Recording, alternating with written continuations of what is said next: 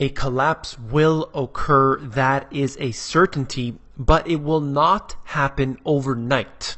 Today we will discuss the euro viral contagion that is spreading globally.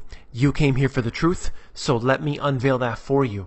We're going to get into Greece. First of all, there is a major crisis that is occurring. It is spreading throughout Greece. We saw exactly what happened with collateralized debt obligations, the asset-backed securities, and specifically for Greece with the credit default swaps that brought the nation down. Of course, there are many reasons, but it was the CDS or credit default swap that was a major reason why Greece suffered so much and the wider Eurozone.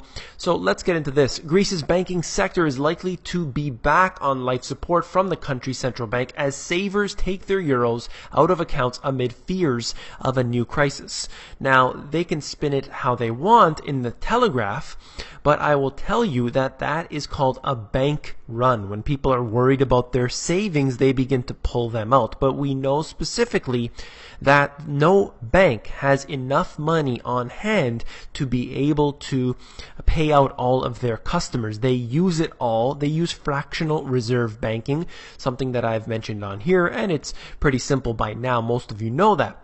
Two of the country's biggest banks have applied to the Greek central bank for emergency liquidity assistance. Right there, they need to print up the money in order to have enough to give to their clients because they're pulling it out. That's a bank run. They're trying to hide this information.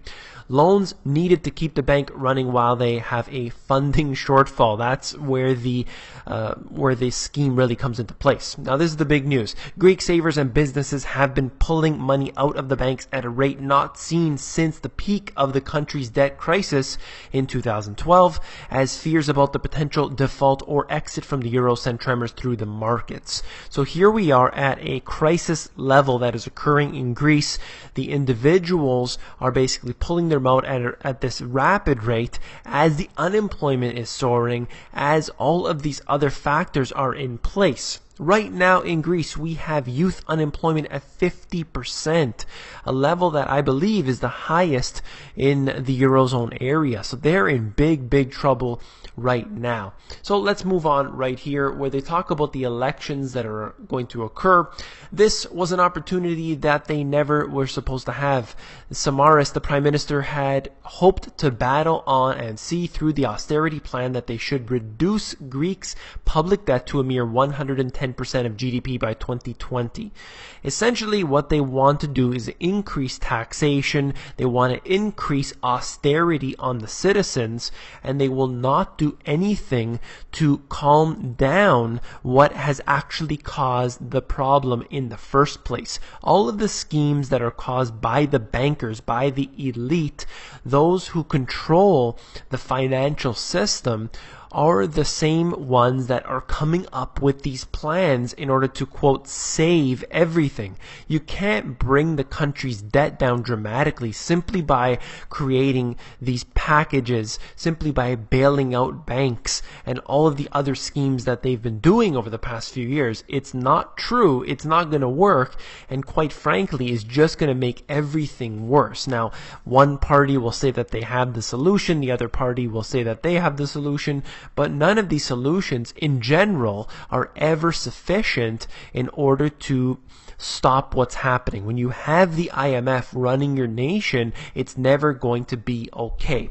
And what we have here, when we have a bank run, we always undoubtedly, invariably run into a situation of civil unrest and the riots begin. So let's go into Venezuela right now. I've been covering this since it's been erupting. You're looking at a nation that has over 60% inflation. It is destroying the wealth of the individuals and they are suffering badly. I've showed you here how they need simple things like soap and detergent, and they're waiting in lines as their government controls every little piece of their lives. Venezuela protest city on edge as the economic crisis worsens. And just want to show you how bad things can get when the simple things in life are unattainable. Now, they could be because of a shortage, this could be because of an economic crisis, could be because of a war, but let's get into more details right here, where we have the food prices being too expensive. This is information out of the US talking about the CPI. The index for meats, poultry, fish, and eggs increased 0.3% as the index for beef and veal continued to rise. So we have a big issue here when we look at the most important thing, our food prices, and they are consistently rising. Yes, when we look at certain factors, we have a deflation that is occurring. When you look at real wages, there's a deflation. But at the same time, simultaneously, we have food prices that are rising to a record high. Right here, they said meats, poultry, fish, and eggs hit a record high in December. This isn't something that just multiplies in a single month. There isn't that much inflation, but we can see how there is definite inflation every single year over year.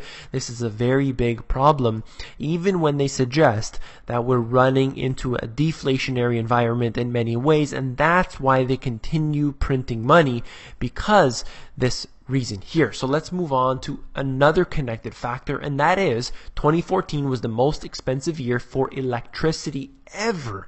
So you can see this chart that goes up, and you can see over the last few decades it's practically been a straight line upward, but the general consensus here is that every year your electricity prices will rise, and that doesn't seem to be changing anytime soon. So we're going to move on right here to what I wrote in my book about this, about the CPI, saying that the real rate of inflation is certainly much higher than what they project to us. The Fed uses what they call, quote unquote, core inflation, which excludes energy and food prices. By definition, that is intentional propaganda. And that's what I'm trying to tell you here, is that we look at their statistics that they're giving us, and if we just take it at face value, if we read the headlines of the news articles and not really look in deeper, we're never going to get to the truth. Core inflation doesn't include the most important factors, being food and energy prices. Look at the electricity rising. Yes, we have gas prices that have declined, but in order to heat your home, you are going to have this situation that it is going to be more expensive this year than it was last year. And we see how year over year, that's a big problem. This right here, VC firms rain down cash on tech startups. Is bubble brewing? ABC News shows this. Cash rained down on startups in 2014 as venture capitalists poured a whopping $50 billion into new U.S. companies. So we have a lot of investment. That should be a good thing, right? That's levels not seen since before the dot-com bubble burst in 2001. Certain areas in the stock market are heating up to dramatic levels. We have not seen these in the same way when we talk about PE ratios. I talked about the stock market being overvalued compared to any other stock market around the world right now. So these statistics are real, they are the truth, and it is something to be concerned about. When I suggest to you that all of the dominoes will fall, you need to realize how important that is, because specifically we have one nation that may fall, and you think, at least the media tries to project it, that they have really these protections in place that are there to stop it from spreading. But there is a viral contagion that occurs, and we saw what happened in the financial crisis a few years ago, how bad things got when it was supposedly the subprime mortgage crisis, and one thing led to another, and the whole world was affected more or less. So then we get into this issue right here out of Reuters. Administration officials said on Saturday the president would propose higher capital gains taxes, new fees on large financial firms, and other measures to raise $320 billion for programs and tax breaks aimed at the middle class. So let's get into this right here. We have Obama. Obviously, the statistics have shown that in every situation, things are worse. You look at the amount of taxation people are receiving, and that is definitely worse. You look at real wages, they've continued to decline. You look at the debt, it's been increasing. So in every category, we see things are getting worse. So now he's at the end of his presidency, unless the emperor gets a third term. But regardless, he's at the end of his presidency and needs to show a little bit of goodness here. So instead of actually reducing taxation, he's proposing that they're going to increase capital gains taxes. And what this is going to do is hurt those in the upper middle class, those individuals who own small businesses, who do employ people. They're going to have to lay people off. They're never going to impose real strict fees and regulations on the financial firms, the big financial firms, because we saw what happened during 2008. They were in trouble because of their gambling, and all they did was pump more money into them. We know specifically that this is a lie. So we can expect increased taxation and yet more of the same.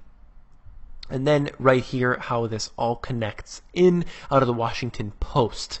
For the first time in at least 50 years, a majority of public school students across the country are considered low income. And this goes to show you how the new generation of individuals is unfortunately suffering.